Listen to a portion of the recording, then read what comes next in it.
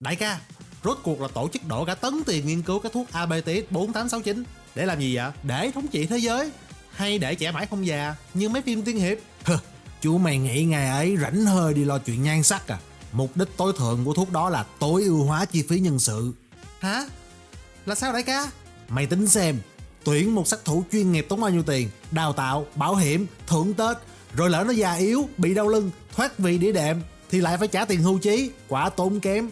Tổ chức tạo ra thuốc là để tái chế nhân sự. Mày cống hiến đến năm 60 tuổi, uống một viên, bùm, về lại hình dáng 7 tuổi. Sau đó mày sẽ được đi học lại tiểu học để cập nhật kiến thức mới như là AI, blockchain, big data, rồi lớn lên cống hiến tiếp vòng lặp thứ hai, không tốn tiền tuyển mới, không tốn tiền hưu trí, một nhân viên dùng được vĩnh viễn mà kiến thức vẫn luôn đi kịp thời đại. Vậy thế là làm việc đến chết cũng không được yên nghỉ à? Nhìn gương Vermu đi, bà ta cống hiến hết cái đời Sharon Vinaya rồi, tưởng được nghỉ hưu đi du lịch dưỡng già, ai về tổ chức bắt uống thuốc, reset server, đổi tên thành Chris Vinaya, rồi bắt cày KPI tiếp. Sắp tới bả già nữa thì lại reset thành con gái của Chris, một mình bả cân 3 đời nhân sự, tiết kiệm biết bao nhiêu ngân sách cho boss. Kiếp thật, boss tính toán cỡ đó, bảo sao cái tên thuốc nghe nó cứ số má thế nào vậy? Mà ABTX 4869 có ý nghĩa gì không đại ca? Dĩ nhiên, đó là bản mô tả công việc, job description được mã hóa đấy. Mã hóa kiểu gì vậy? Nghe cho thủng đây. A là always, luôn luôn. B là productive, năng suất. T là toxic, chấp nhận môi trường độc hại. Còn X là extra, có nghĩa là thêm. Ghép lại APTX nghĩa là luôn phải làm thêm giờ mà vẫn phải năng suất trong môi trường độc hại. Thế còn 4869? Đó là khung giờ làm việc tiêu chuẩn của nhân viên cốt cán. 4 có nghĩa là 4 giờ sáng phải online check mail của boss. 8 là 8 giờ tối mới được cân nhắc cái chuyện log out máy, nhưng mà thường là không. 6 có nghĩa là làm việc 6 ngày trên tuần, chủ nhật thì được work from home. 9 có nghĩa là cống hiến qua 9 kiếp luân hồi vẫn chưa hết hợp đồng.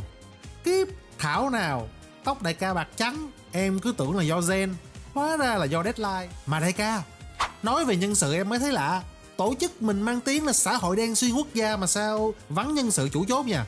Quanh đi quẩn lại có em, đại ca, con mụ Vermouth với hai cái đứa bắn tỉa là con với Chianti hâm dở. Đã thế, soi ra toàn thấy FBI, CIA, cảnh sát Nhật nằm vùng. Boss nhà mình không có biết lọc hồ sơ à? Mày lại ngây thơ rồi vodka. Đó là nghệ thuật quản trị chi phí nhân sự đỉnh cao của sếp đấy. Là sao đại ca? Nuôi ông tay áo mà là đỉnh cao hả?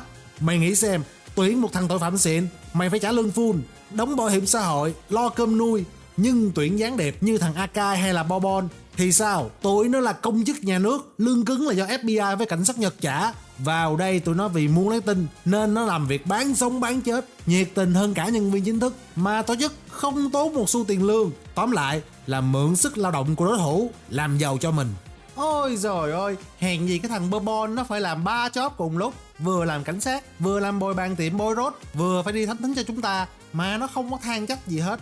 Chứ sao, mày thấy tụi nó nằm vùng mà có moi được tin tức quan trọng gì đâu. Toàn là tin rác mà boss cố tình để lộ ra thôi. Toàn tin vô thưởng vô phạt, không dùng để làm gì hết. Còn lý do tại sao mà ít thành viên chính thức hả? Vì sếp theo chủ nghĩa tinh gọn bộ máy. Một mình tao, mày thấy tao làm gì? Lên kế hoạch tác chiến, strategy manager, trực tiếp đi bắn nhau, field operator, lái xe, đi giao dịch, shipper, kiêm luôn cả thanh trừng nội bộ, HR manager.